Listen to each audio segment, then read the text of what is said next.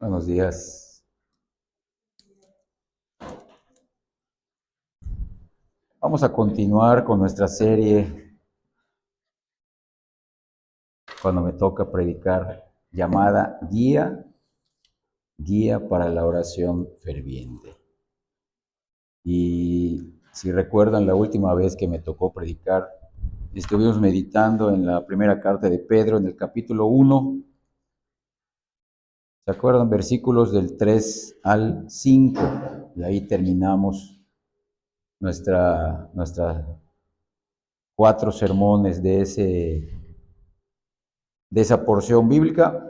Vamos a regresar otra vez a Primera de Pedro, pero ahora vamos a ver otra oración que está en el capítulo 5, versículos 10 y 11. Primera de Pedro 5, 10 y 11. Entonces, continuando con esta serie, hoy domingo 29 de marzo del 2026, siendo ya las 10:32 de la mañana. Hemos llegado ahora al tema número 9. Y con este noveno tema estudiaremos una nueva oración apostólica y al estudiar estas oraciones apostólicas, ellas sean utilizadas por Dios para que nos sigan motivando, conduciendo a que nuestras oraciones a Dios sean más constantes y más fervientes. Ese es el propósito, imitar la devoción, el fervor, la fidelidad, como acabamos de cantar, vivo por Cristo, pero para que nosotros nos acerquemos más a Dios. Recuerden que el cristianismo no se trata de seguir una cierta lista de reglas. No es adoptar una nueva ética externa. El cristianismo tiene que ver con comunión, con compañerismo, con relación personal, con un Dios trino. Entonces vamos a leer Primera de Pedro, capítulo 5, versículos 10 y 11. Dice así, Primera de Pedro, capítulo 5, versículos 10 y 11. Dice, mas el Dios de toda gracia, vean eso, el Dios de toda gracia, que nos llamó a su gloria eterna en Jesucristo. Solo en Jesucristo está la gloria eterna y el llamamiento eficaz. Después que hayáis padecido un poco de tiempo, Él mismo, personalmente, en comunión con Él, en dependencia del Espíritu Santo, para la gloria de su Hijo, os perfeccione, afirme, fortalezca y establezca. A Él sea la gloria y el imperio por los siglos de los siglos. Amén. ¿Por qué lo va a hacer Él? Para su gloria y para su imperio. Véanlo.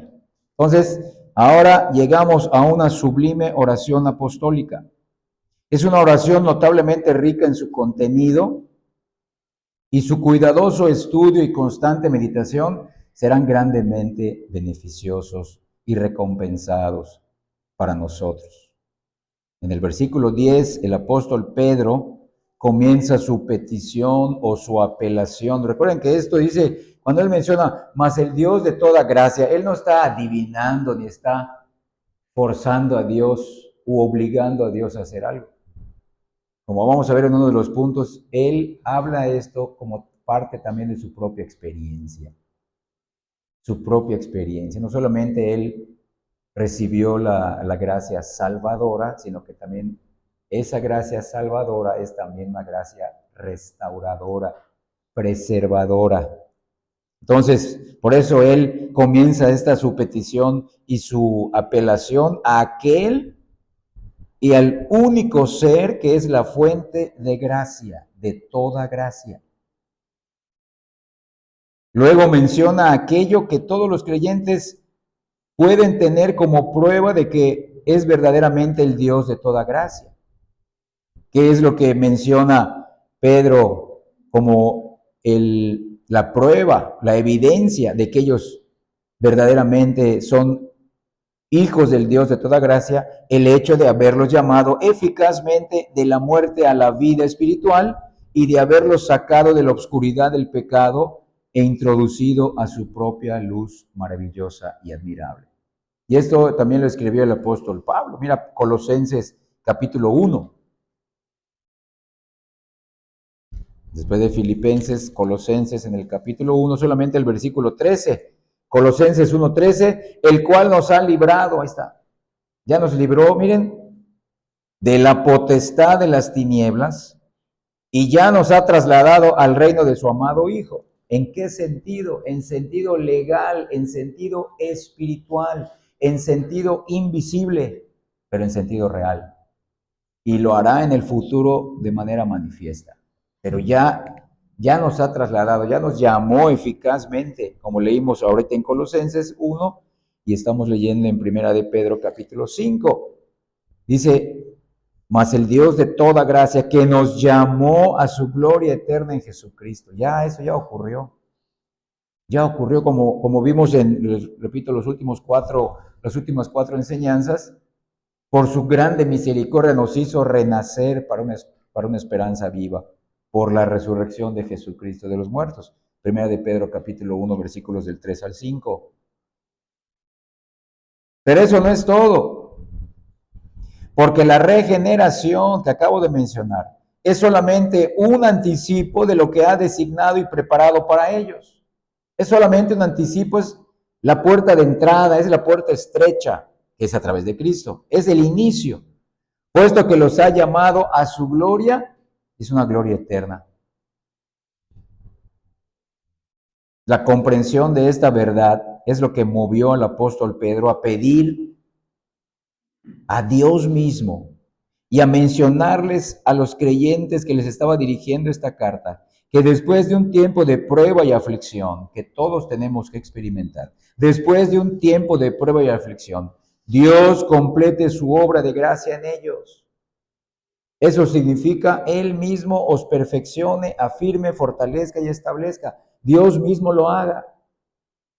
Y así como leímos hace rato en Colosenses 1:13, acompáñame ahora a Filipenses 1:6.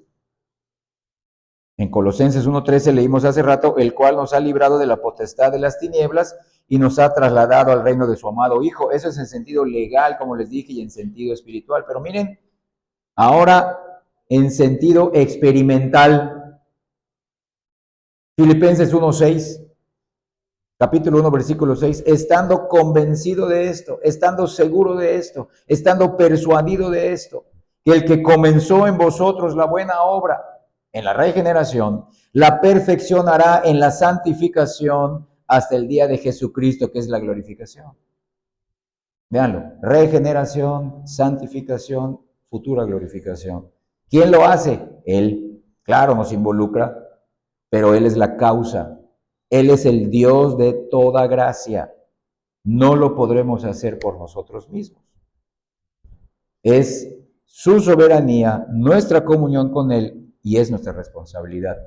Pero al cumplir nuestra responsabilidad, eso no significa que Dios va a hacer las cosas como queremos, sino que al cumplir nuestra responsabilidad de buscarlo, de utilizar los medios de gracia, nos vamos a someter a Él, a que Él nos perfeccione como Él quiera, para que Él sea los hijos que Él quiere que seamos, para que Él quite todo aquello que hay en nosotros que a Él no le gusta, y Él ponga lo que quiere que nosotros tengamos, vivamos, experimentemos y compartamos con otros. En esto queda claramente incluido que Dios preservará a su pueblo de la apostasía y que Él mismo los sostendrá a perseverar hasta el final. A pesar de toda la oposición que existirá de nuestra propia carne, nuestro pecado remanente, que no nos condena ni nos esclaviza, pero a pesar de la oposición de la carne, del mundo y del diablo, aquí el apóstol Pedro dice en 1 de Pedro 5, 10 y 11, que Dios mismo nos llevará seguros al cielo. Tendremos cicatrices, tendremos heridas, tendremos golpes, pero estaremos seguros porque estamos siendo guiados por Él. Antes de la corona tendremos que experimentar la cruz, una cruz personal, una carga que Dios nos pondrá, pero que Él nos ayudará a llevar. Vamos a nuestro primer punto del sermón. Punto número 1. Pedro experimentó la gracia restauradora y protectora de Dios. Repito, punto número 1. Pedro experimentó, no la leyó, no la escuchó de Cristo, sino que también la experimentó la gracia restauradora y protectora de Dios. Eso implica la gracia salvadora, obviamente. En primer lugar, hermanos, consideremos al suplicante de esta oración de Primera de Pedro capítulo 5, versículo 10 y 11. El suplicante fue Simón Pedro, quien se acercó a Dios como al Dios de gracia y pudo asegurar a los hermanos porque él mismo lo experimentó. Después de un tiempo de prueba, ese Dios de gracia que nos ha llamado a su gloria eterna en Jesucristo, Él mismo lo hará. Él mismo te pondrá donde Él quiere. Él mismo hará de ti lo que Él quiere, que sea semejante a Cristo.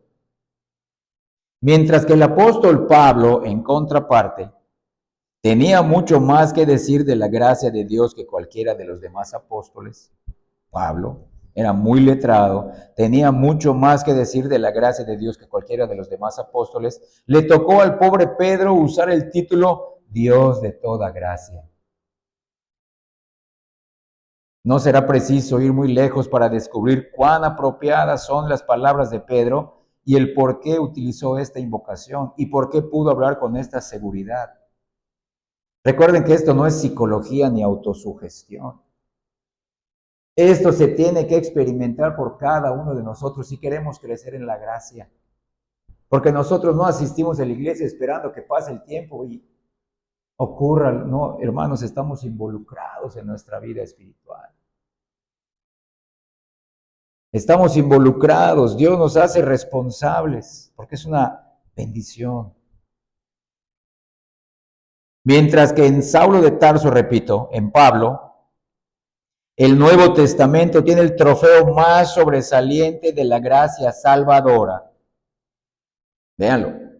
En Saulo de Tarso, el futuro apóstol Pablo, el Nuevo Testamento tiene el trofeo más sobresaliente de la gracia salvadora. Y siendo el rey Manasés, como hemos visto con nuestro hermano Miguel, un caso igualmente notable en el Antiguo Testamento, sin duda que en Pedro obtiene el ejemplo más famoso de lo que es la gracia restauradora y protectora de Dios, así como lo fue el rey David en el Antiguo Testamento. La gracia salvadora podemos entenderla mejor en la salvación de Pablo, es lo que acabo de leer, pero la gracia restauradora la vemos mejor en la vida de Pedro. Cómo él fue restaurado. ¿Qué hizo Pedro? Negó a Cristo 3 veces. Y no solamente negó a Cristo 3 veces, hermanos, escuchen bien. Cuando vio que murió su maestro, que dijo, yo me voy a pescar, yo regreso a mi antigua vida. Él no era el Salvador. Vean cómo les costó trabajo entender que se trataba de un Salvador del pecado, no un Salvador nacional y político y militar. Eso será en el futuro. Le dijo, yo voy a volver a pescar, vámonos a pescar otra vez. Vamos a nuestra vieja vida. La gracia restauradora y protectora la vemos mejor en la vida de Pedro en el Nuevo Testamento y del rey David en el Antiguo Testamento. Pregunto, ¿qué es lo que más asombra a un cristiano?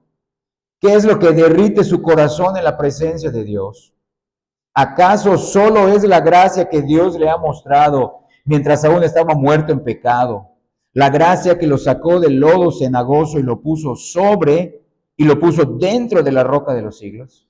¿Solamente está asombrado con esa gracia salvadora? No. ¿No está también asombrado con la gracia mostrada después de su conversión? La gracia que soporta su extravío e ingratitud, la gracia restauradora que es paciente cuando se aleja del primer amor, cuando contrista el espíritu, cuando deshonra a Cristo con su vida indiferente, la gracia que a pesar de todo lo sigue amando y lo amará hasta el final y además sigue supliendo todas sus necesidades espirituales y físicas. Véanlo, hermanos, gracia salvadora implica gracia restauradora. Dios, nosotros no creemos en el Dios que creen los teístas. Los teístas dicen, no negamos a un Dios, hay un Dios, pero Él ya se hizo ajeno a la creación. Él creó y se quedó allá y a Él no le interesa nada cómo vivamos. No, Dios no es así. Dios es el creador y está involucrado con los detalles de nuestra vida. Por eso menciona Pablo, es el Dios de toda gracia, es el Dios para todas las áreas de tu vida. Si tú crees que hay algo que Dios no puede hacer, no, estás equivocado. Él tiene gracia y tendrás que ser guiado a ser sostenido por esa gracia de Dios. Y ahora pregunto, ¿quién sino aquel que ha sentido penosamente la corrupción que hay en su interior, que ha tenido tantas tristes evidencias de lo engañoso e irremediablemente malo que es su propio corazón, y que ha percibido algo de la excesiva pecaminosidad del pecado, puede estimar correctamente la triste caída de Pedro? Tú y yo nos identificamos con Pedro, que quizás no hemos tenido la misma caída que Pedro por la gracia de Dios, pero tenemos otras caídas, otros deslices, otros descuidos, otras luchas, porque es engañoso e irremediablemente malo nuestro corazón. Miren, Pedro no solamente tenía un lugar de honor entre los 12 embajadores del Rey de Gloria, sino que también tuvo el privilegio de contemplar a Cristo en el monte de la transfiguración, siendo además uno de los 3 que vieron más que ningún otro las agonías en el huerto de Getsemaní, las agonías de Cristo. Al tener ese lugar de privilegio siendo uno de los 12 cercanos, contemplar a Cristo en el monte de la transfiguración, poder ser de los que participaron íntimamente de la agonía de Cristo antes de ir a la cruz. Lo escuchamos después, un poco más tarde, negando con juramentos a su maestro y amigo. Jurando, yo no lo conozco. Yo no soy cristiano, yo no me congrego en ninguna iglesia, yo no soy bautista, no sé de qué me estás hablando. Yo no me he bautizado. Vean Marcos, vamos a leer ese pasaje. Marcos capítulo 14.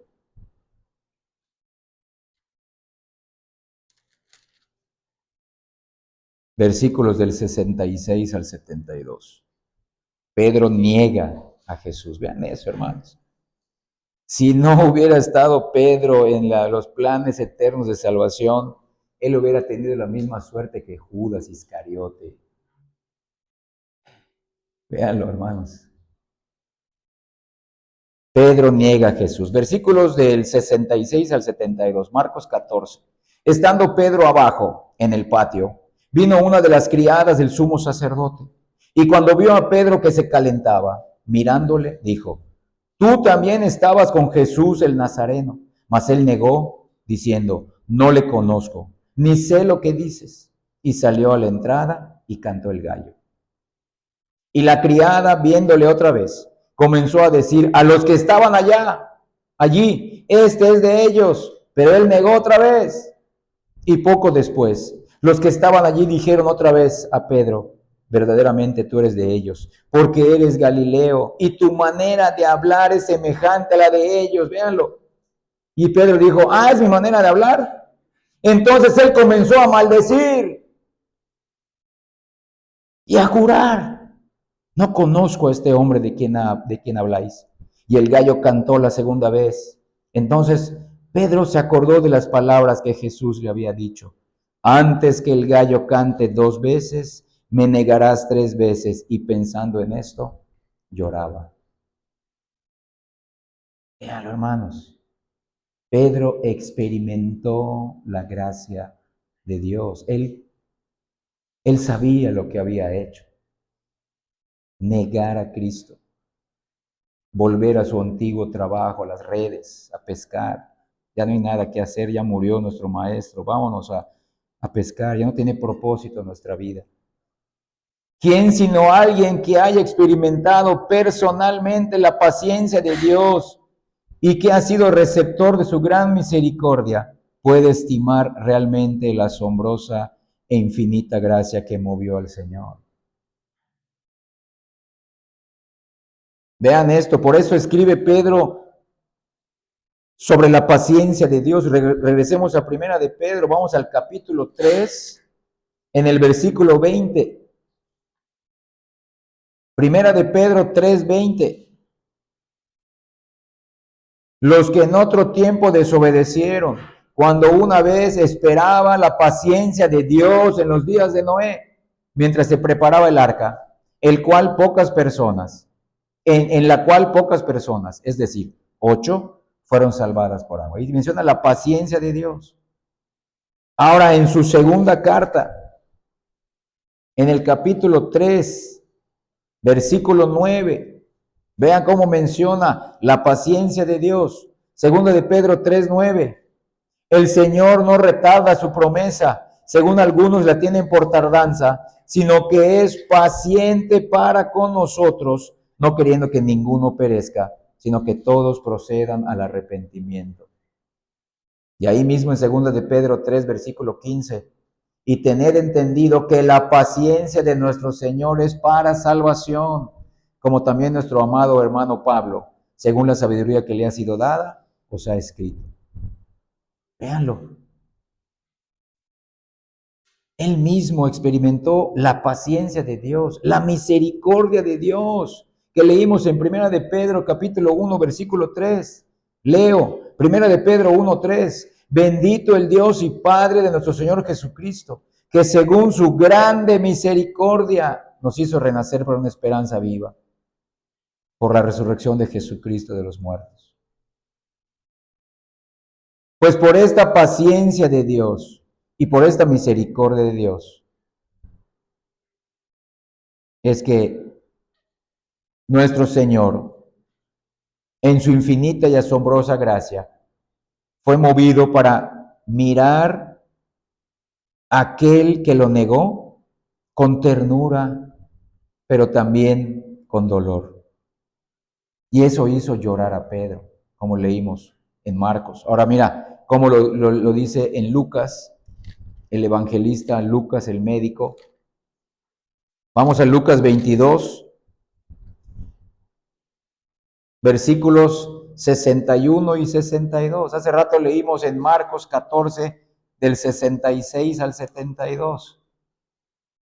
Porque en los tres evangelios, de 3 de 4, en el de Marcos menciona que empezó a juramentar, no lo conozco.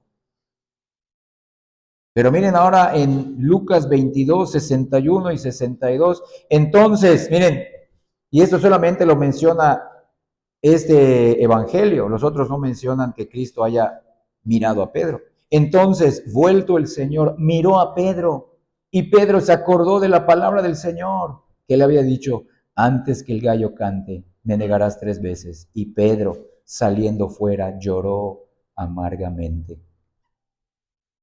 Esta infinita gracia movió al Señor, repito, a mirar con dolor y ternura a sus discípulos descarriados, y eso lo hizo llorar. También esa gracia llevó al Señor, después de su resurrección, a tener una entrevista personal con Pedro. Mira, ahí mismo en Lucas, vamos al capítulo 24, en el versículo 34. Lucas 24, 34 dice que decían, ha resucitado el Señor verdaderamente y ha aparecido a Simón, a Pedro. Y en primera los Corintios, es un pasaje paralelo a este de Lucas 24, 34. Primera los Corintios 15, versículo 5. Miren, y que apareció a Cefas, también se le conoce a Pedro, a Simón Pedro como Cefas, que apareció a Cefas y después a los 12. Véanlo. Se le apareció a Pedro. Eso no se menciona los detalles. Pero sobre todo, hermanos, a recuperar. También esto movió no solamente a mirar a Pedro cuando lo negó, a tener una entrevista personal con Pedro después de su resurrección, sino que también después de su resurrección, antes de ser glorificado, a recuperar a su oveja descarriada y restaurarlo en el apostolado. Que no siga pensando, yo voy a seguir pescando. Me voy a seguir dedicando a la pesca. No, miren, en Juan 21, Juan 1, 21 del 15 al 17. El título de ese párrafo, apacienta mis ovejas. Solamente vamos a leer los 3 versículos del 15 al 17. Cuando hubieron comido, Jesús dijo a Simón Pedro: Simón, hijo de Jonás, ¿me amas más que estos? Le respondió: sí, Señor, tú sabes que te amo. Él le dijo: apacienta mis corderos. No te olvides de tu llamado. No te olvides de tu apostolado. Volvió a decirle la segunda vez: Simón, hijo de Jonás, ¿me amas? Pedro le respondió: sí, Señor, tú sabes que te amo. Le dijo: pastorea mis ovejas. Le dijo la tercera vez: Simón, hijo de Jonás, ¿me amas? Pedro se entristeció de que le dijese la tercera vez: ¿me amas? Y le respondió: Señor, tú lo sabes todo. Tú sabes que te amo. Jesús le dijo: apacienta mis ovejas. Fue restaurado al apostolado, fue restaurado al ministerio. Después de su caída, de sus luchas, de sus debilidades, vemos a otro Pedro en el libro de Hechos de los Apóstoles ya fortalecido. Después de haber padecido un poco de tiempo, Dios mismo lo afirmó, lo fortaleció, lo afirmó, lo restauró. Sí, pero no a través de situaciones y circunstancias fáciles, sino a través de lucha, dolor, confrontado con su pecado, con su falsa vanagloria, con su falsa fortaleza, que no pudo sostenerlo delante de una sirvienta que le decía: tú eres de ellos. Y él negaba: no sé de qué hablas. Con razón Pedro puede llamar a Cristo, junto con el Padre y el Espíritu Santo, Dios de toda gracia salvadora y toda gracia restauradora. Ahora consideremos el entorno de esta oración. Antes de entrar a los detalles, observemos el contexto general de Primera de Pedro. Regresemos ahí, capítulo 5, versículos 10 y 11. En los versículos precedentes o anteriores, el apóstol hizo una serie de importantes exhortaciones. Véanlo, versículos del 6 al 9. Primera de Pedro 5, del 6 al 9 dice: humillaos, pues, bajo la poderosa mano de Dios, para que Él os exalte cuando fuere tiempo, echando toda vuestra ansiedad sobre Él, porque Él tiene cuidado de vosotros. Vamos a leer hasta el versículo 9. Sed sobrios y velad, porque vuestro adversario el diablo, como león rugiente, anda alrededor buscando a quien devorar, al cual resistid firmes en la fe, sabiendo que los mismos padecimientos se van cumpliendo en vuestros hermanos en todo el mundo. Ese es el contexto. Antes de que diga, pero el más, del versículo 10, más el Dios de toda gracia, pero el Dios de toda gracia. Véanlo. A pesar de nuestras circunstancias adversas, a pesar de los ataques del diablo, a pesar de nuestras debilidades, luchas, caídas, Él mismo nos va a perfeccionar, afirmar, fortalecer y establecer con su gracia, con su gracia. Pero estas exhortaciones, hermanos, antes de estas exhortaciones, hay obligaciones que Pedro menciona a los siervos públicos de Dios, a los ministros del Evangelio. Entonces, mencionaremos primero unas palabras para los que son ministros. En el versículo, del versículo 1 al 4, dice así, de ahí mismo de 1 de Pedro 5. Ruego a los ancianos que están entre vosotros, yo anciano también con ellos, y testigo de los padecimientos de Cristo, que soy también participante de la gloria que será revelada. Apacentad la grey de Dios que está entre vosotros, cuidando de ella, no por fuerza, sino voluntariamente, no por ganancia deshonesta, sino con ánimo pronto, no como teniendo señorío sobre los que están a vuestro cuidado, sino siendo ejemplos de la grey. Y cuando aparezca el príncipe de los pastores, vosotros recibiréis la corona incorruptible de gloria. Y luego empieza las exhortaciones a los jóvenes, a todos. Miren, Dios quiera que todos los pastores, los que han sido llamados a pastorear las iglesias verdaderas y que están bajo la autoridad de Cristo, sigan el ejemplo que aquí se les presenta. Véanlo. Habiendo exhortado a los creyentes a ser prudentes y sobrios, como leímos en el versículo 8, sean sobrios y prudentes, sean sobrios y estén alertas. El apóstol mismo, después de exhortarlos, miren, después de enseñarles sus responsabilidades, sus obligaciones, sean sobrios, velen, echen toda vuestra ansiedad sobre Cristo. Miren, el apóstol dobla su rodilla en el versículo 10 para encomendarlos al cuidado lleno de gracia de su Dios, buscando para ellos aquellas misericordias que más necesitaban. ¿Ya vieron? Estos son los dos trabajos de los ministros del Evangelio. El ministro de Cristo tiene dos obligaciones principales que cumplir en cuanto a las ovejas que están a su cuidado. Número uno, tiene la obligación de dirigirse a ellas para hablar en nombre de Dios.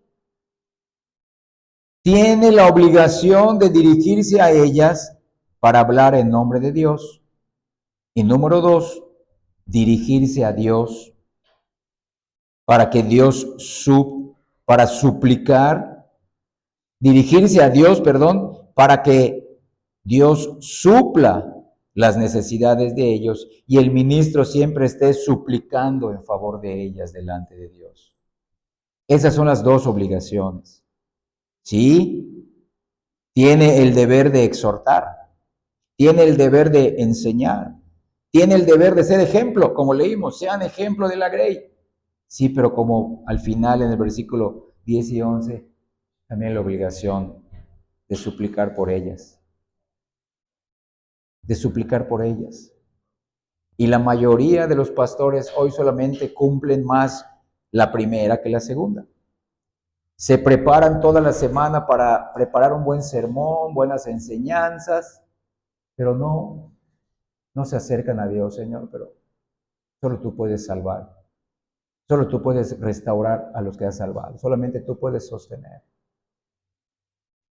No solamente acercarnos a Dios, Señor, ayúdame a preparar un buen tema para mis hermanos. Que tú seas glorificado, que seamos edificados.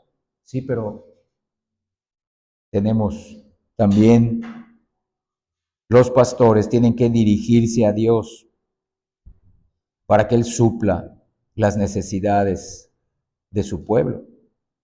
Entonces vean esto, la semilla que el ministro siembra difícilmente producirá mucho fruto, a menos que la riegue personalmente con sus oraciones y lágrimas.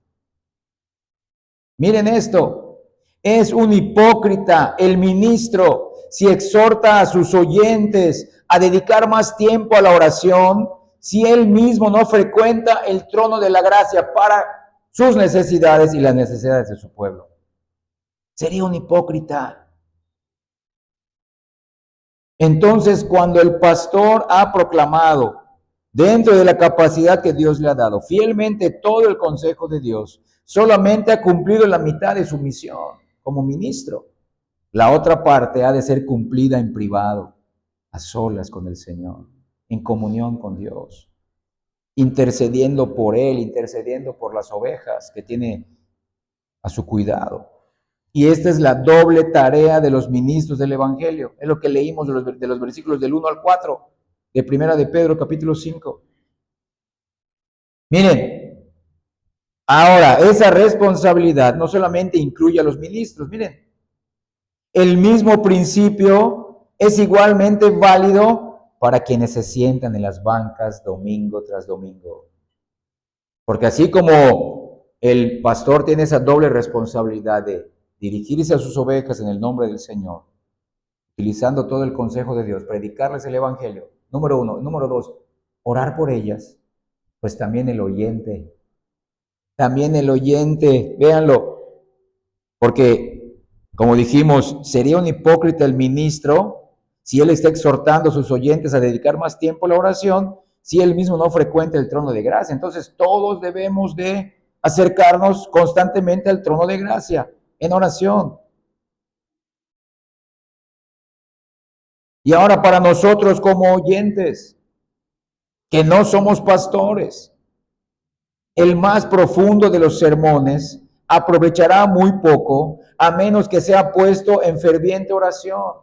Hermanos, veanlo, hemos hecho la mitad de nuestra responsabilidad como ovejas de Cristo, bajo el cuidado de un pastor, si solamente escuchamos.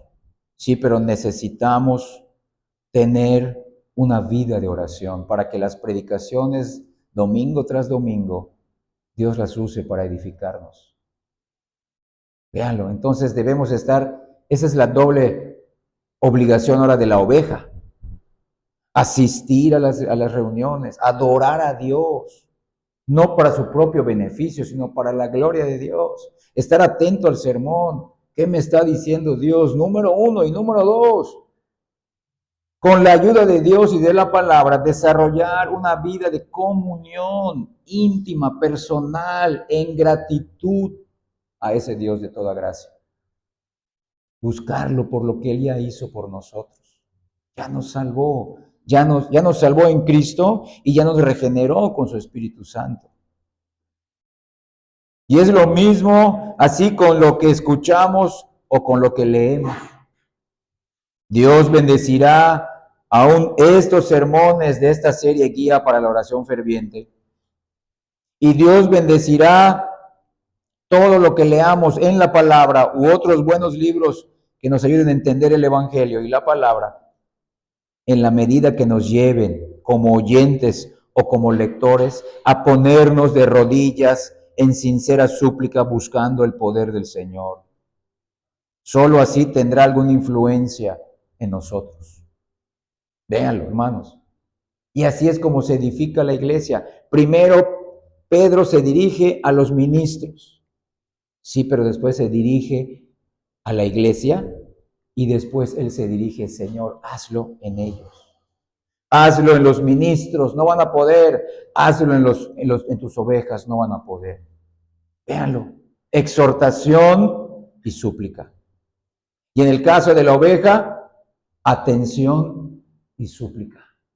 Que esto que estoy escuchando, que esto que estoy leyendo, que esto que se me está diciendo, Señor, redunde para tu gloria. Sea para que yo crezca en la fe, sea para que yo te adore mejor, te conozca mejor, sea para que mi vida sea más conformada a tu voluntad, sea para que yo aprenda a vivir solo para ti.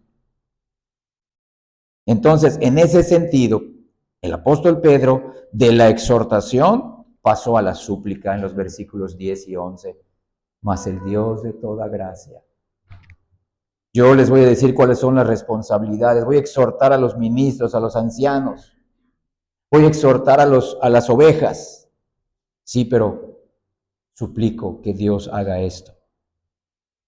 Responsabilidad del ministro, responsabilidad de la oveja, soberanía y gracia de Dios. Hagamos lo mismo, hermanos, pues de lo contrario quedaremos sin la fuerza necesaria para obedecer los preceptos del Señor. No basta, repito, con asistir a los cultos. No basta con asistir solamente 2 horas y solamente volvemos a guardar nuestra Biblia en casa. Si solamente acudimos los jueves a la reunión de oración y no oramos a Dios, no lo buscamos, no por lo que nos pueda dar, no porque voy a orar al Señor, le voy a decir, Señor, mira tu promesa. No, yo no lo busco por eso. ¿Por qué debemos de buscar? Por lo que tú ya me diste. Que si yo me muero, hoy me voy al cielo porque estoy en Cristo. Que si tengo una vida miserable según el mundo, eso no me importa. Yo te busco por lo que tú ya me diste en Cristo. Tengo tu perdón, tengo tu amor, soy justo, soy adoptado, tengo la vida eterna. Ya fui regenerado, estoy siendo santificado, no me gusta lo que vivo, pero yo confío en ti. Yo confío en ti. Tú tienes pensamientos de amor, lo has demostrado hace más de 2000 años y me demostraste a mí al mandar a tu espíritu, porque ahora sé que me regeneraste. sé que me salvaste. Es una experiencia personal que me permitiste disfrutar y lo voy entendiendo con tu palabra, con el Evangelio. Entonces el apóstol Pedro inculca diversas obligaciones y a esas obligaciones él mismo agrega su propia oración, pidiendo que Dios capacite a los hermanos, tanto a los ministros como a las ovejas, para que cumplan con esas obligaciones que son también deberes y privilegios, no importando cuán difíciles sean, y para que tengan paciencia frente a las pruebas, no importando cuán dolorosas sean. Véanlo. Porque aquí, dentro de este contexto, véanlo, exhorta a los ministros, hagan esto, sean así, procuren esto, sean sobrios, ovejas, velen, sujétense a sus ministros, pongan toda su ansiedad sobre Cristo. Vean en qué contexto pone ahora el ataque del diablo. En ese contexto de que ya eres una oveja del Señor. En ese contexto de que aquellos que ya son ministros del Señor, pastores, tendrán ataques del enemigo, vendrán ataques de fuera.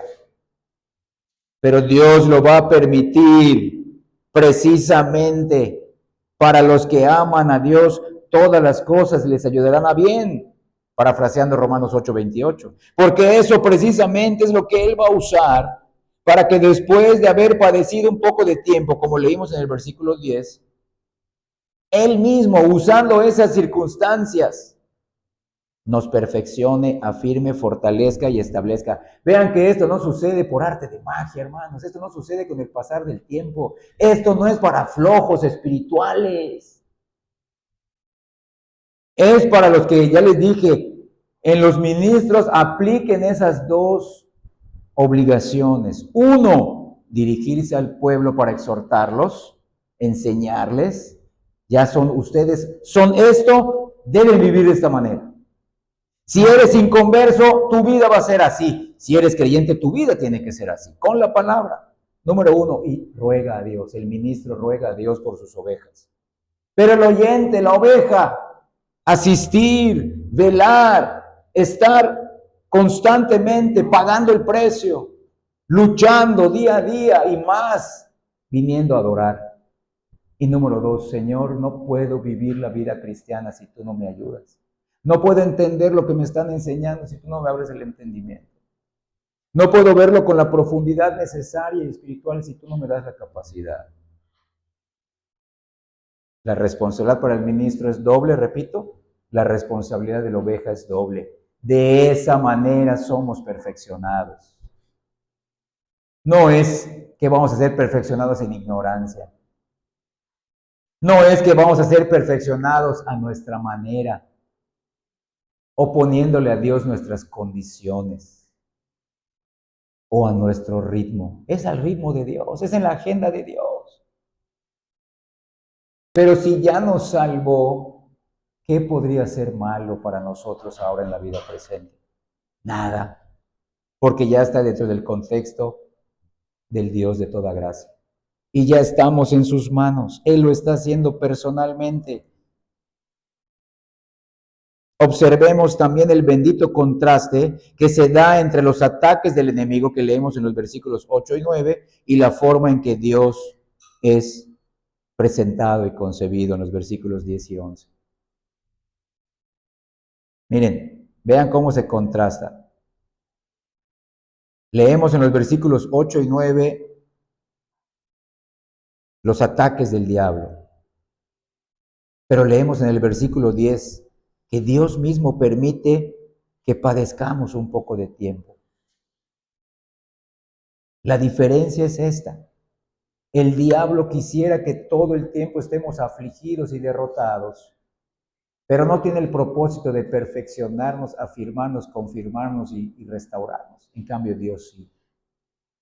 Dios tiene el propósito de sacarnos de nuestra inmadurez espiritual, de nuestra apatía espiritual, de nuestra pereza espiritual, de nuestro desánimo, de nuestro desagrado por las cosas que nos acontecen, de nuestra impaciencia y desesperación. Dios lo permite, nos hunde, nos aflige, a diferencia del ataque del diablo, pero para nuestro propio bien, para que acudamos a Él y a su gracia. No seguir confiando en nuestra capacidad. Ya me metí en este problema, pero yo voy a salir de este problema como yo pueda. No, Señor, no puedo. Porque aunque yo intente tomar otro camino, voy a volver a fracasar. Ayúdame, perdóname, cámbiame. ¿Acaso el propósito de esto no es enseñarle al creyente que no tiene nada que temer de su vil adversario mientras el creyente tenga acceso a aquel en quien reside toda clase de gracia necesaria para el diario andar, para el diario trabajar, para el diario batallar y para el diario testificar? Todas las áreas de la vida. La gracia de Dios no la necesitamos solamente los domingos de 10 de la mañana a 12, no, hermanos. Ni los jueves de oración de 7:30 de la noche a 9:30. La gracia de Dios la vas a necesitar también a las 12 del día cuando salgamos de esta puerta. La necesitamos todos los días. Cuidémonos de seguir viviendo nuestra vida a nuestra manera. Cuidémonos. Seguramente, esta es una de las principales lecciones prácticas que debemos aprender de esta oración al verla a la luz de su contexto.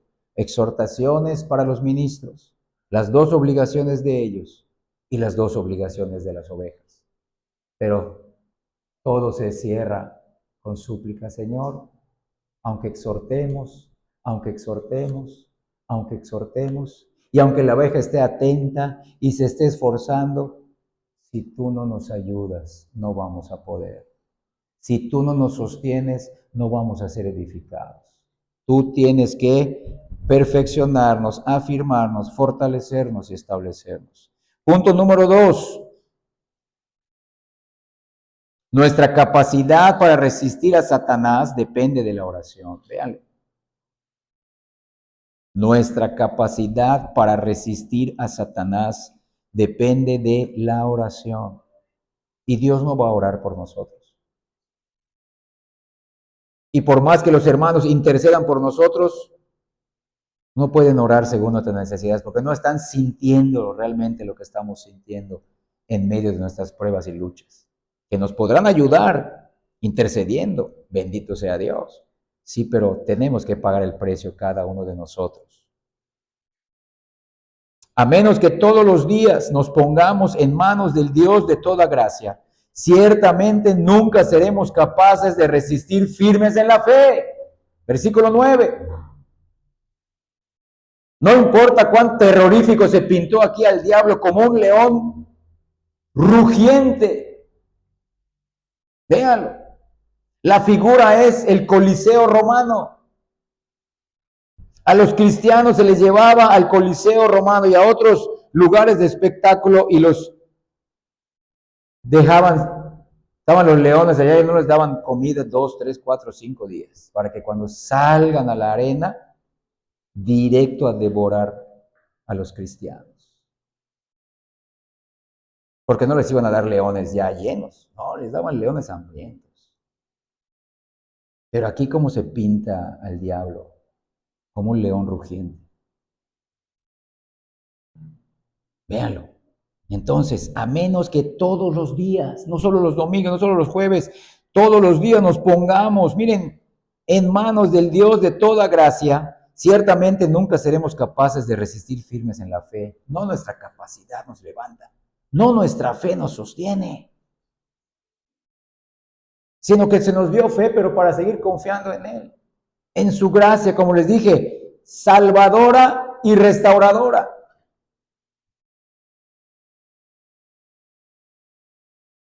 Aquí se presenta nuestro enemigo, el diablo, el cual ronda como león rugiente buscando a quien devorar. ¿Y a quiénes devora implica esto?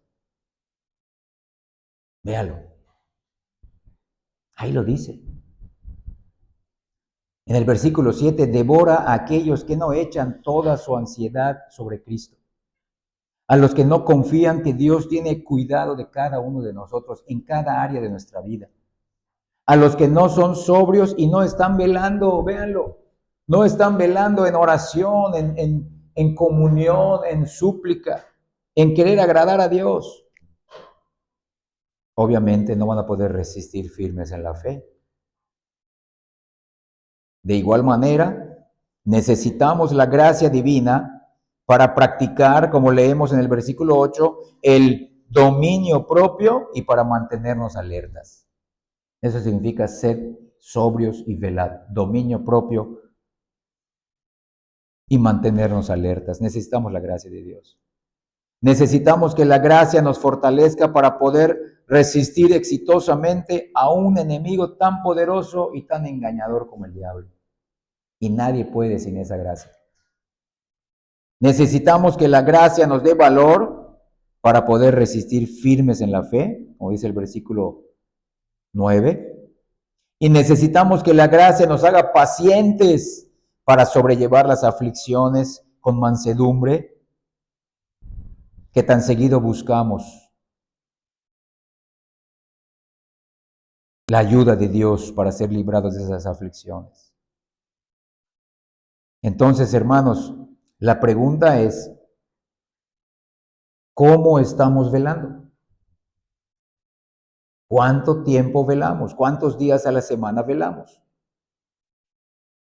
Véanlo. Regreso al primer punto que vimos. Hay responsabilidades para el ministro, pero hay responsabilidades para la iglesia. ¿Cuánto tiempo velamos? ¿Cuánto tiempo somos sobrios? ¿Durante cuánto tiempo estamos echando toda nuestra ansiedad sobre Cristo? Solamente oramos cuando vamos a comer. Gracias, Señor, por esta comida. Bendito seas. Solamente. Entonces no vamos a poder resistir firmes en la fe. Vamos a ser devorados siempre. Nos está devorando, nos está devorando. Entonces, ¿qué tan seguido buscamos la comunión con Dios?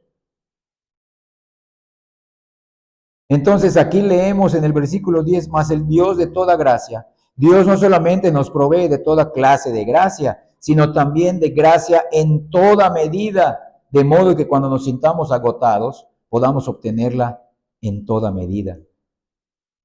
Y vean esto, una de las razones por las que Dios permite que Satanás ataque tan frecuente y cruelmente a su pueblo, es para que comprueben por sí mismos la eficacia de la gracia de Dios. Es precisamente para que aprendamos a vivir en la gracia de Dios. Y no se puede vivir en la gracia de Dios si no tenemos una comunión cada vez más estrecha con Él. Porque cuando hablamos de la gracia de Dios, no es algo que está, la gracia de Dios. Es Dios mismo, el Dios de toda gracia. No la gracia, no toda la gracia que está en Dios, no. El Dios que es gracia, toda gracia.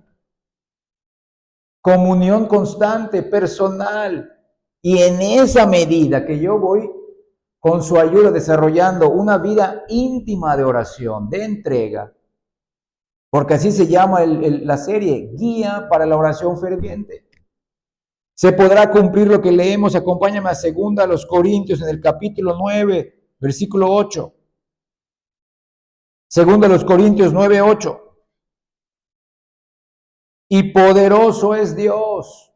2 Corintios 9, 8. Y poderoso es Dios para hacer que abunde en vosotros toda gracia, a fin de que, teniendo siempre en todas las cosas todo lo suficiente, abundéis para toda buena obra, en cada área de la vida. Sí, pero nosotros no buscamos a Dios. Señor, solamente te busco porque solamente quiero tu gracia. Nada más. Dame la gracia para que yo salga de este sufrimiento. Dame la gracia para que yo supere este miedo. Dame la gracia para que yo supere esta enfermedad. Dame la gracia para que yo evite un malestar. Yo solamente estoy buscando mi felicidad. Dios, dame tu gracia. Pues ese es el falso evangelio. Nosotros no buscamos solo la gracia de Dios. Ya la hemos recibido. Ya hemos sido perdonados. Buscamos al Dios de toda gracia. No importando la circunstancia, no importando el tiempo de aflicción que leemos en el versículo 10. confiando, Señor, esto no me está gustando, pero esto me está perfeccionando, afirmando, fortaleciendo y confirmando. Se vale, porque aquí no vamos a jugar a los super espirituales y a los super ungidos. No, aquí somos una bola de débiles, somos una bola de pecadores perdonados que estamos en un proceso de santificación. Aquí no hay super santos, no queremos ser así. Necesitamos tener nuestro lugar, Señor, si queremos ser mejores. Ayúdanos a hacer nuestro mejor esfuerzo, pero es por ti y para ti. Tener una vida ejemplar, pero no para mí mismo, es para ti, Señor. Es lo que has prometido.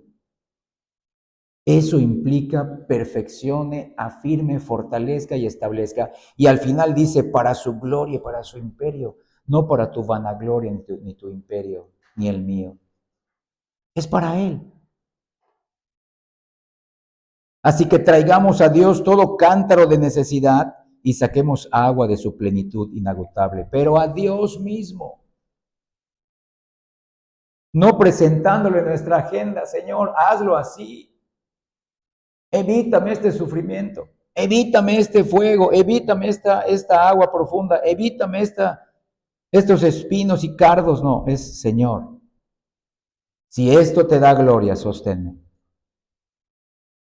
Si esto que no me gusta te está dando más gloria, me está ayudando a conocerte mejor, me está ayudando a depender más de ti, sosténme, ayúdame, no puedo, me estoy desesperando. Tú eres el Dios de toda gracia. Yo quiero sostenerme contigo, no importando los años que permitas en esta vida darme, no importando el tipo de circunstancias y situaciones adversas que yo pueda experimentar, o gozos y placeres. Ningún gozo y ningún placer en esta vida se compara con el gozo que tenemos en la cruz del Calvario, que es la mayor de todas sus gracias. La cruz de Cristo. Con diversos nombres se conoce al océano, según las orillas que bañe, pero siempre es el mismo océano. Así también es siempre el mismo amor de Dios, aunque cada uno de nosotros percibe y admira su adaptación especial a nuestras propias necesidades. Entonces, la exhortación de Pedro en 1 de Pedro 5 y su oración tienen una notable correspondencia con su propia experiencia, como empezamos a ver en el punto 1, que vimos que Pedro experimentó la gracia restauradora y protectora de Dios. Ya te estamos viendo, nuestra capacidad para resistir a Satanás depende de la oración, de nuestra oración, pagar el precio. ¿Pero por qué? No por desesperación, sino por intimidad. Yo busco a Dios no por desesperación. Yo busco a Dios no por que se sujete Él a mi agenda. No, Señor, yo te busco porque tú eres merecedor, Señor. No hay forma, no hay manera de agradecerte lo que has hecho por mí. Hay una relación mucho más definida entre esta oración de 1 de Pedro 5, versículos 10 y 11, y su contexto con la experiencia de Pedro. Los paralelos son tan estrechos y numerosos que no pueden pasar desapercibidos. Vean esto. En Getsemaní, la noche previa a la crucifixión de Cristo, Cristo mismo exhortó a sus siervos diciendo, estén alerta y oren para que no caigan en tentación, ¿sí o no?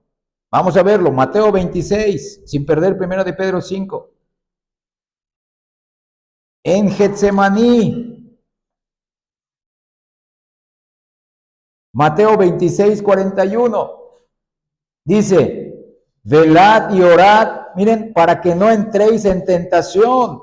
El espíritu a la verdad está dispuesto, pero la carne es débil. Pero ahora vemos que Pedro en su primera epístola exhorta a los santos, practiquen el dominio propio y estén alertas. Versículo 8, 1 de Pedro 5, 8. Véanlo. Sean sobrios, y velen. Sed sobrios y velad. Son las mismas palabras de Cristo. Su experiencia propia. Tuvo que aprenderlo por experiencia. Otro, anteriormente, Cristo le había advertido: Simón, Simón, mira que Satanás, como león rugiente que anda buscando a quien devorar, os ha pedido zarandearlos a ustedes como si fueran trigo. Y como solían decir los puritanos, sacudirlos hasta no dejar gracia alguna en ellos. Y eso está en Lucas 22, 31. Véanlo. Lucas 22, 31 dice así: dijo también el Señor: Simón, Simón, he aquí Satanás os ha pedido para zarandearos como a trigo. Os ha pedido para que zarandee a mis discípulos. Véanlo. Como a trigo. Pero ahora, en Primera de Pedro 5:8, Pedro puntualiza su llamado a la sobriedad y a la vigilancia, diciendo: su enemigo, el diablo, ronda como león rugiente, buscando a quien devorar.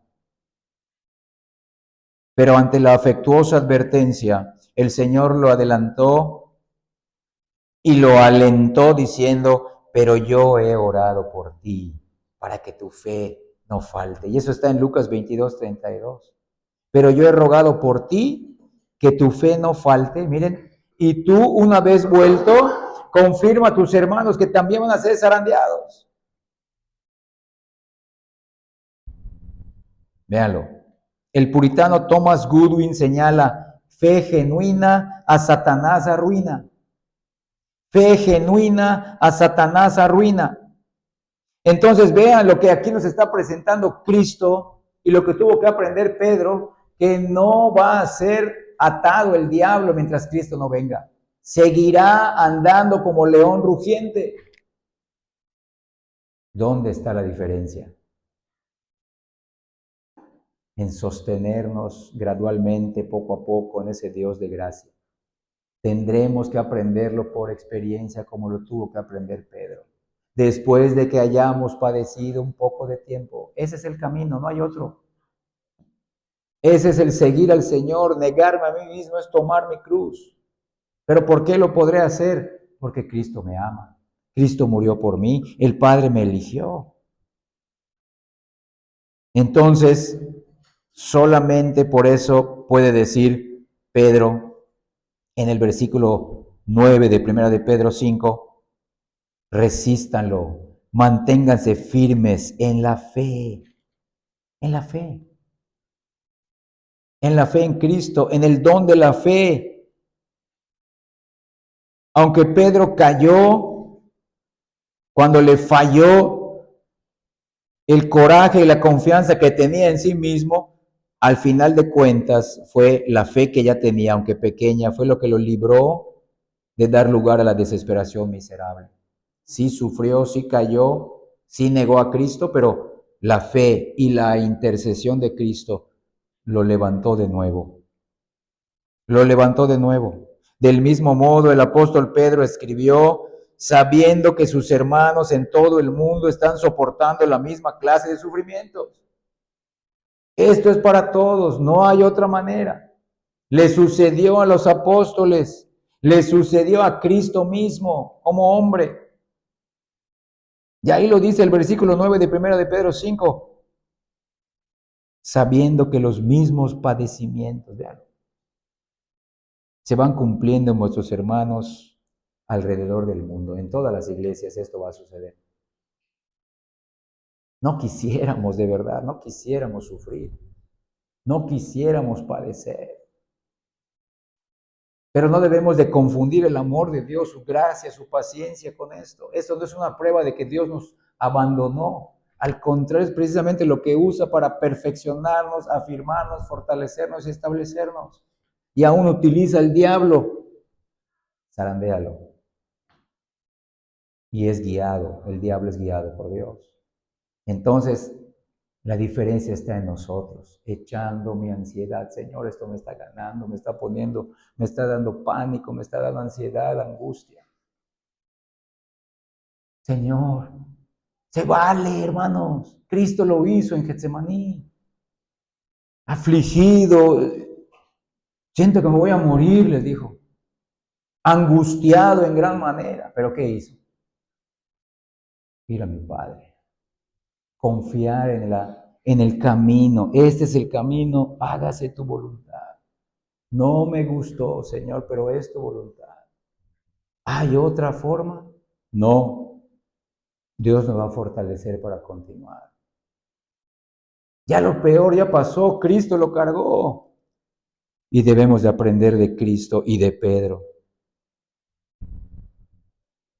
Y luego Pedro pide que después de que ellos hayan sufrido por un corto tiempo, el Dios de toda gracia los restaurará y los hará fuertes, firmes y estables. Vean eso. ¿Por qué lo pudo decir? Porque él lo experimentó. Pero él tuvo también que desarrollar esa vida de oración. Esas 2 exhortaciones que les pone a los ministros, él mismo las recibió 3 veces de Cristo: apacienta mis corderos, pastorea mis ovejas, apaciéntalos, exhórtalos, enséñales, háblales. ¿Quién es Dios? ¿Quiénes son ellos? ¿Qué ha hecho Dios para salvarlos en mí? ¿Qué tiene que hacer Dios dentro de ellos por su Espíritu Santo? Intercede por ellos. También ahora las ovejas, esfuércense, velen, oren, asistan, adoren, amen a los hermanos y también acérquense al Señor. El Dios de toda gracia, el Dios de toda gracia. Pedro mismo oró pidiendo para ellos el mismo tipo de liberación que él mismo había experimentado. Porque él también fue zarandeado por Satanás. Satanás le pidió a Dios: permíteme zarandearlos. Yo te voy a demostrar que son falsos, como fue con el caso de Job. Y solo uno resultó ser falso, Judas Iscariote. Pero no fueron sostenidos por su capacidad, fueron sostenidos por la gracia de Dios, por la elección de Dios. Observemos que cuando Cristo fortaleció la fe de Pedro contra Satanás, fue porque Cristo ya había orado por él, contra lo peor que el enemigo podría hacerle a los discípulos.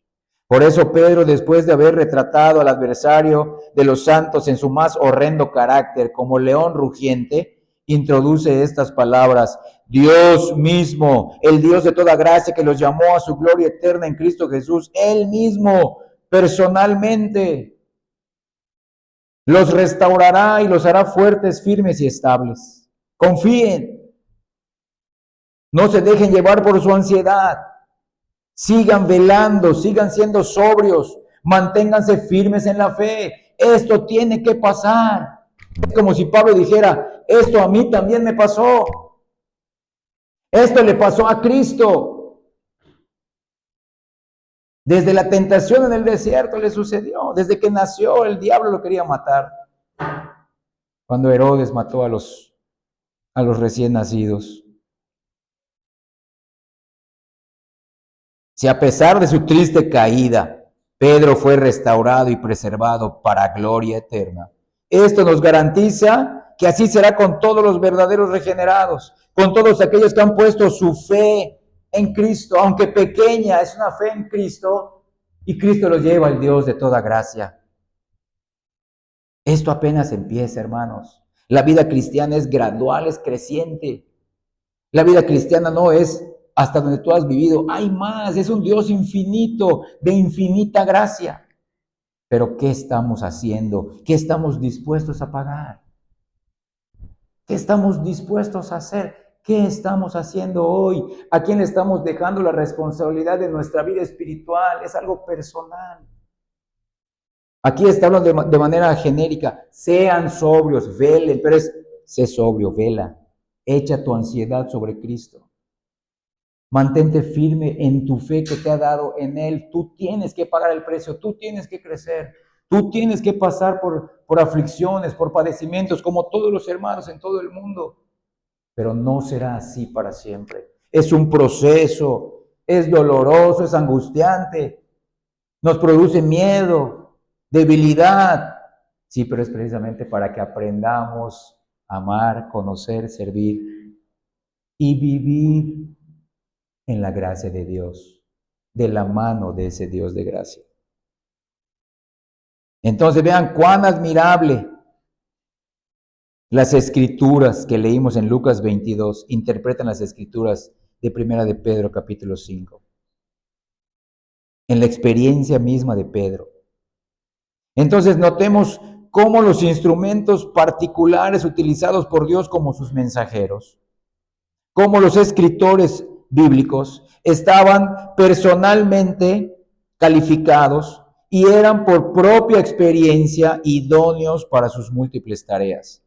Por ejemplo, número 1, quien sino el rey Salomón estaba también preparado para escribir el libro de Eclesiastés. Tuvo oportunidades excepcionales de beber de todas las pobres cisternas de este mundo y luego registrar que no había hallado satisfacción en ellas. Pero de ese modo proveyó un adecuado trasfondo para el cantar de los cantares, donde Dios nos habla del amor. Ese fue el caso del rey Salomón. Cuán apropiada fue la elección de Mateo, de Leví, el publicano, para escribir el primer evangelio, porque era el único de los 12 que antes de ser llamado al ministerio, antes de ser llamado al apostolado, tenía un puesto oficial, era cobrador de impuestos al servicio de los romanos. Pero de los 4 evangelistas es él quien con mayor claridad presenta a Cristo en su carácter oficial de Mesías y Rey de Israel. Véanlo. No lo hubiera entendido si él no hubiera tenido un puesto oficial, legal, jurídico. Marcos, el ayudante de Pablo, es escogido para presentar a Cristo como el siervo de Jehová. Porque Marcos siempre es presentado como el colaborador de Bernabé y luego al final como colaborador de Pablo. Aunque Pablo lo desechó en uno de los viajes misioneros y Marcos, el segundo evangelista, el que escribió el Evangelio de San Marcos, fue la causa de la separación de Bernabé y Pablo, 2 apóstoles que se pelearon. Bueno, no se pelearon, se separaron. Porque Bernabé era tío de Marcos y el otro no, nos abandonó, no puede.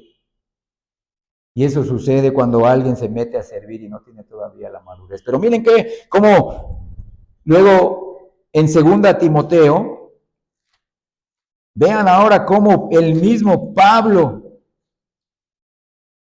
vio el crecimiento, el arrepentimiento, la madurez de Marcos. 2 Timoteo 4:11. Le escribe a Timoteo, el discípulo más importante de Pablo.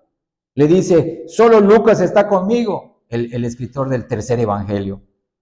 Toma a Marcos, el escritor del segundo evangelio, y tráele contigo, porque me es útil para el ministerio. Mírenlo. Sí, inmaduro, nuevo, neófito. Por eso luego Pablo dice que no se meta al pastorado un neófito, no, se va a envanecer, va a caer en el lazo del diablo. Y por otras muchas razones. Pero luego trae a Marcos, me es útil. Y por eso Marcos, el ayudante de Pablo, es escogido para presentar a Cristo en su evangelio como el siervo de Jehová. Número 4. ¿Quién podría haber sido más adecuado para escribir sobre el bendito tema del amor divino que aquel a quien se le dio la bendición de recostar su cabeza en el seno del amado de Dios? ¿Quién de los 12 pudo recostarse durante la institución de la Santa Cena? Juan, el discípulo amado. Y es el que más habla del amor en su evangelio y en sus 3 cartas. Entonces vean la experiencia personal. Y aquí es Pedro el que con tanta emoción llama a la deidad el Dios de toda gracia. Como si Pedro dijera, yo lo sé por experiencia, háganme caso, hermanos.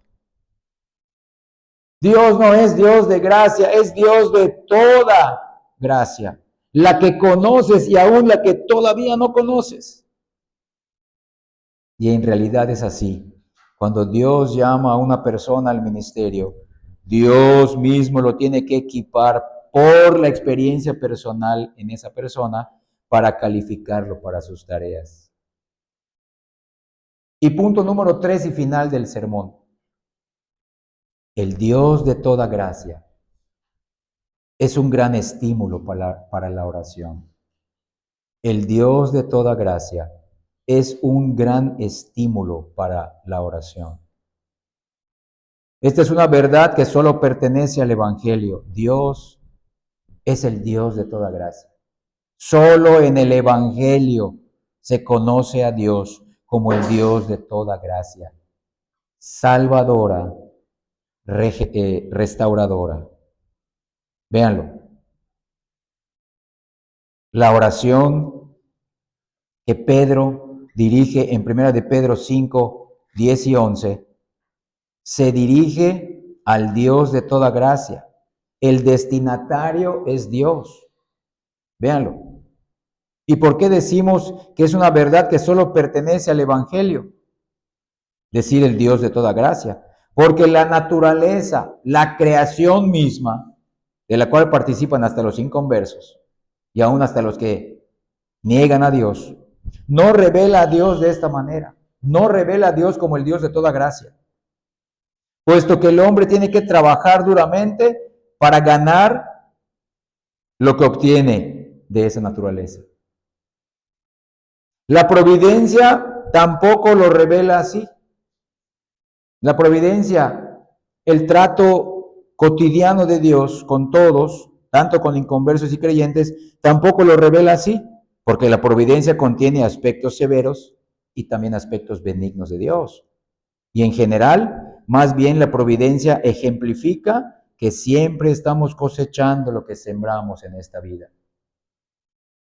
La ley de Dios del antiguo pacto tampoco lo revela así. La ley de Dios sería la última en exhibirlo en ese carácter del Dios de toda gracia, puesto que su recompensa, o sea, la recompensa de la ley es un asunto de deuda, no de gracia.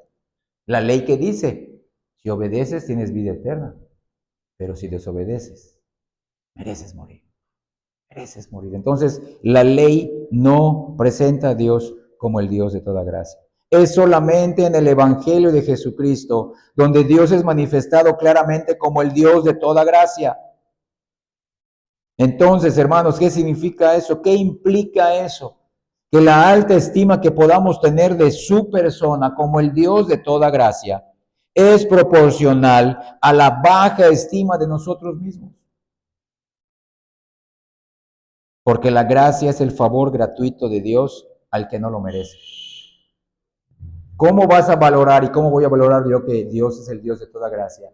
Cuando lo vayamos conociendo mejor en sus atributos y vayamos teniendo cada vez una mayor alta estima de Él. Y en esa medida nuestra estima vaya disminuyendo. Eso hasta Juan el Bautista lo experimentó. Es necesario que Cristo crezca. Y yo, ¿en qué sentido? Sí, en su ministerio, en el discipulado, sí, pero eso también sucede de manera interna con nosotros. Por eso es algo que no podremos apreciar verdaderamente hasta haber comprendido nuestra total indignidad y vileza.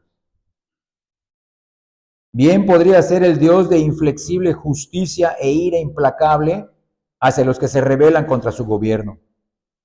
En efecto, esto es para todos los que están fuera de Cristo, y esto seguirá siendo para ellos por toda la eternidad si no se arrepienten de sus pecados y si no creen. Pero en el glorioso Evangelio, los pecadores que merecen el infierno descubren la asombrosa gracia de Dios. ¿Dónde la descubren? En la cruz del Calvario. Lo leímos en el inicio del culto. Mas Dios muestra su amor en que siendo aún pecadores, en esa condición Cristo murió por nosotros. Él no estaba esperando cambio. Él no estaba esperando, voy a morir por ellos cuando le echen ganas, cuando cambien un poco. No, no iba a suceder nunca. El Evangelio, el glorioso Evangelio, presenta la gracia, asombrosa gracia de Dios hacia los pecadores que merecen el infierno. En el Evangelio los pecadores descubren a un Dios listo para perdonar y limpiar al peor de los pecadores que se arrepienta y crea en Cristo. Porque la gracia ideó el plan de la redención. Esa es la gracia del Padre. La gracia lo ejecutó ese plan. Esa fue la gracia del Hijo. Y la gracia lo aplica ese plan y lo pone en práctica. Es la gracia del Espíritu Santo. Anteriormente Pedro hizo mención de la gracia de Dios en sus diversas formas. Mira Primera de Pedro 4:10. Primera de Pedro 4:10. Cada uno según el don que ha recibido, ministrelo a los otros como buenos administradores de la multiforme gracia de Dios. ¿De la qué? De la multiforme gracia de Dios.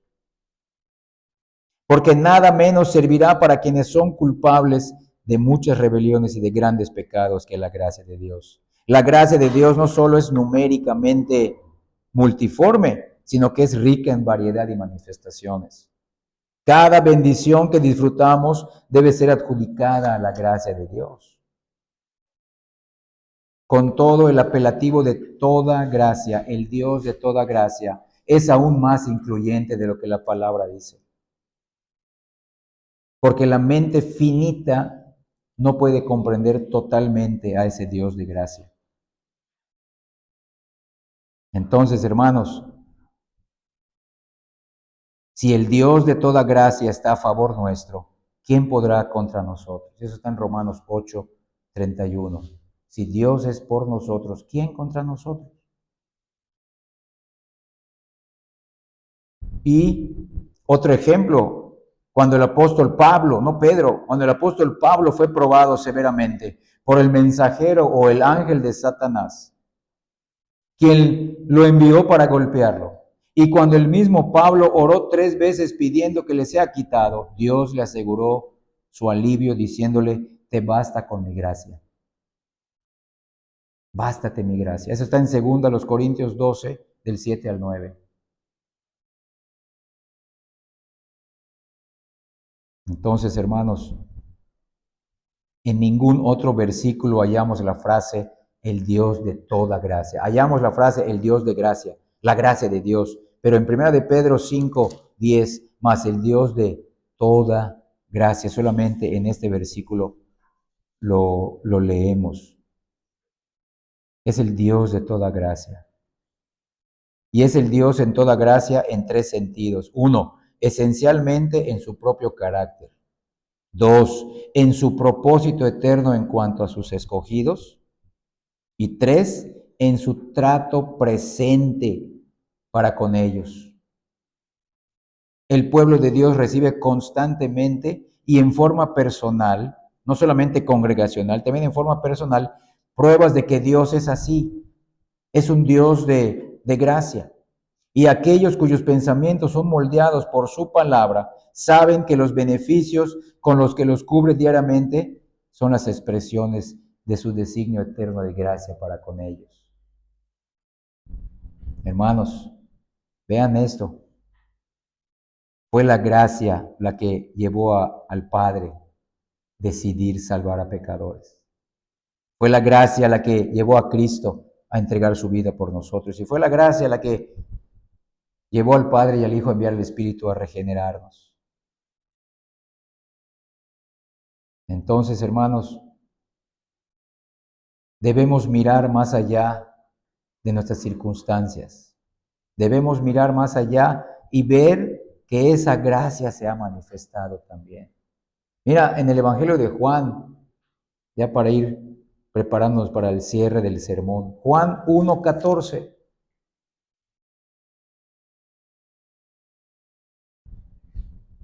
Debemos mirar al Dios hombre, a Jesús el ungido, que está lleno de gracia, para pedirle provisiones mayores y duraderas.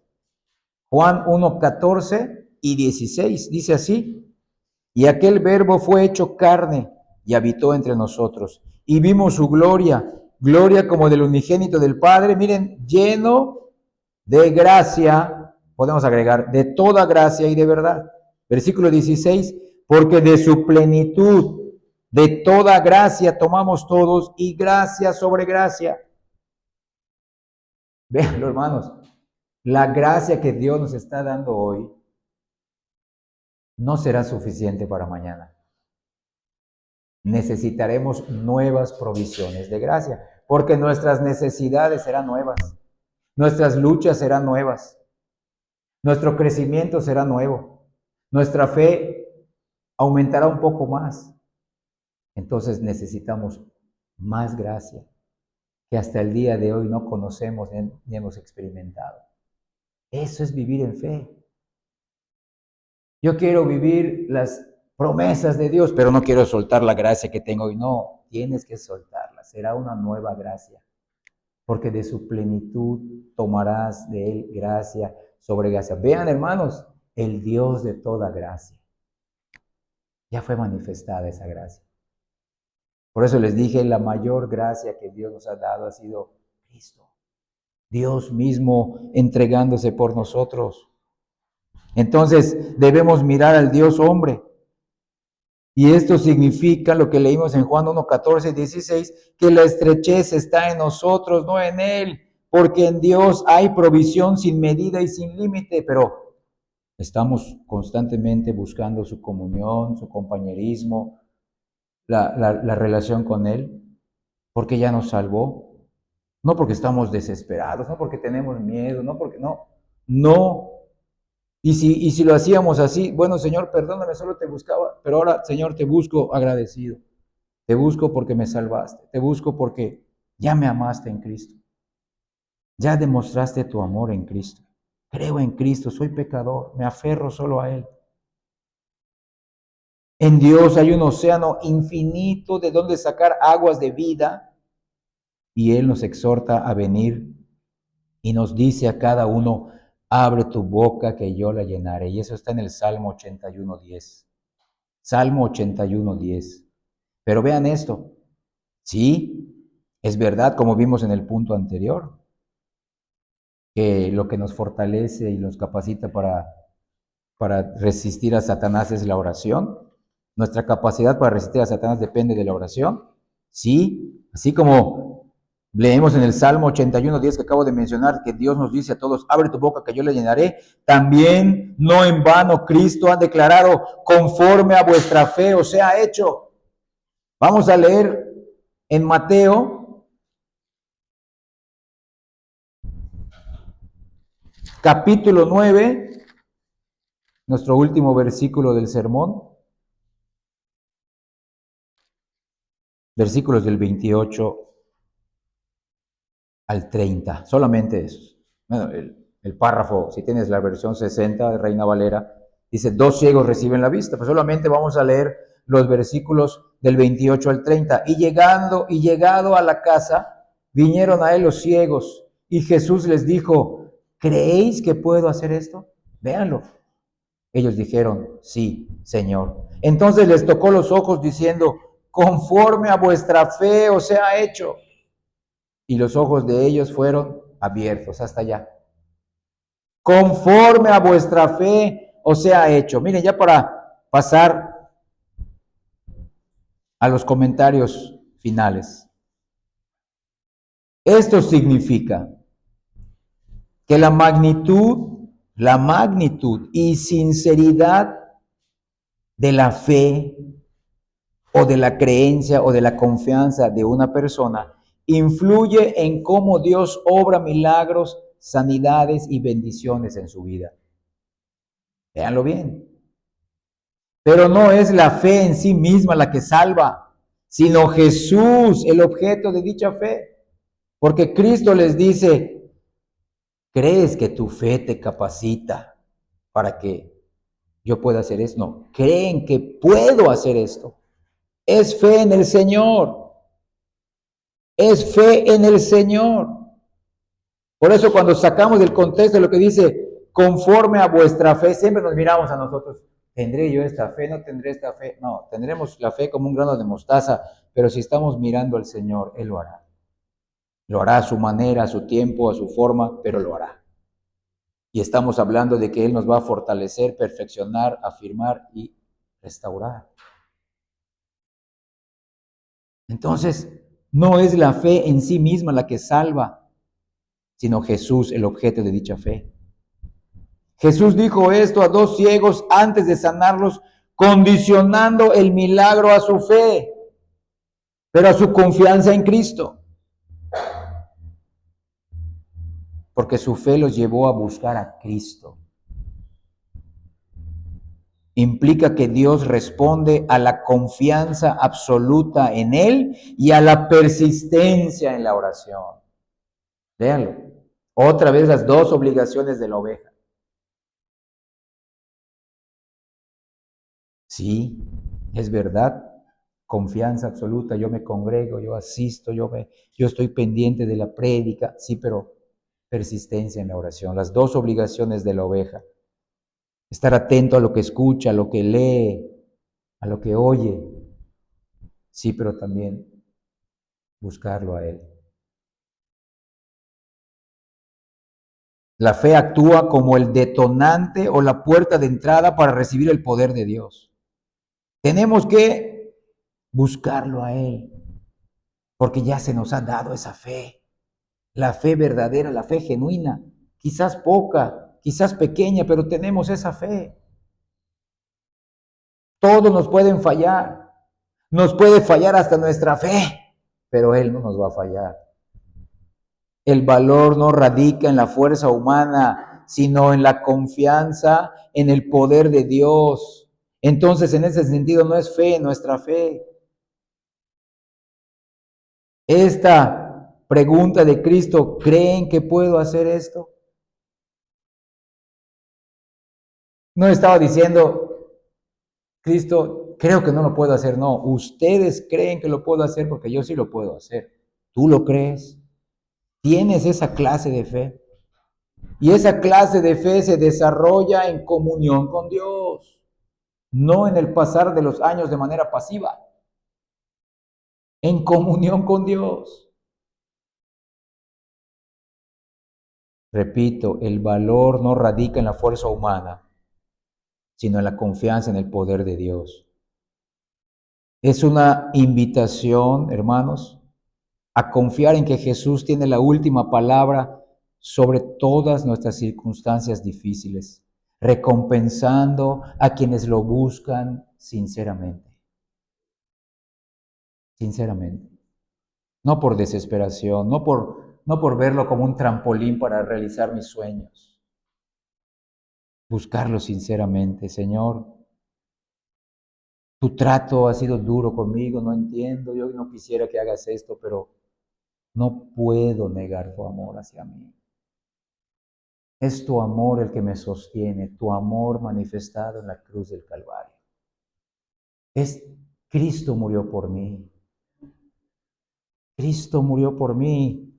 Tengo fe de que tú me vas a sostener. Yo no sé cómo, no sé qué paso dar, no sé qué dirección tomar. Ya pedí consejo, ya oré y parece el cielo de bronce, pero yo confío en ti. Ese es buscarlo sinceramente. Esa es la fe que mueve el poder de Dios, que está dispuesto a pagar el precio que sea, que está dispuesto a sufrir lo que sea, que está dispuesto a perder lo que sea, pero que su nombre sea glorificado en nuestras vidas de manera personal y de manera congregacional. ¿Quiénes están dispuestos a eso?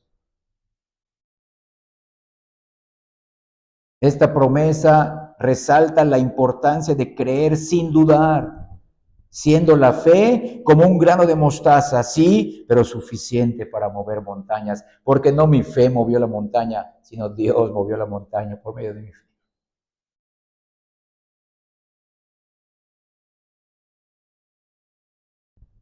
Solo por la fe podemos gozar del Dios de toda gracia. Hermanos, quizás no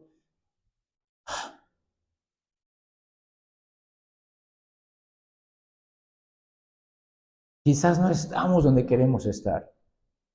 Me incluyo. Quizás estamos viviendo las circunstancias que no planeamos ni quisiéramos vivir. Luchando con aquellas cosas que nunca hubiéramos pedido ni deseado, ni para nuestro peor enemigo. Pero solo por la fe podremos gozar del Dios de la gracia. Que aunque podamos seguir siendo probados y zarandeados por el diablo y seguir siendo afligidos, tenemos de nuestro lado al Dios de la gracia. Hermanos, crecer duele.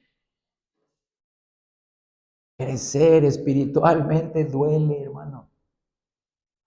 Pero es lo mejor. Porque trae fruto apacible de justicia en aquellos que somos por Dios llevados a una vida de disciplina para poder gozar de Dios. Es gozar de Él.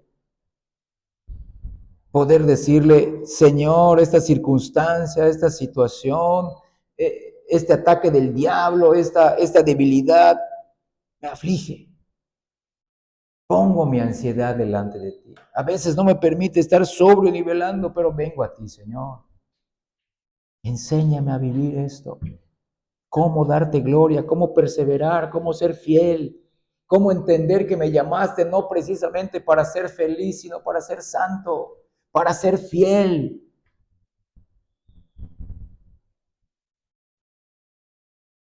El dador, hermanos, el dador es mayor que los dones.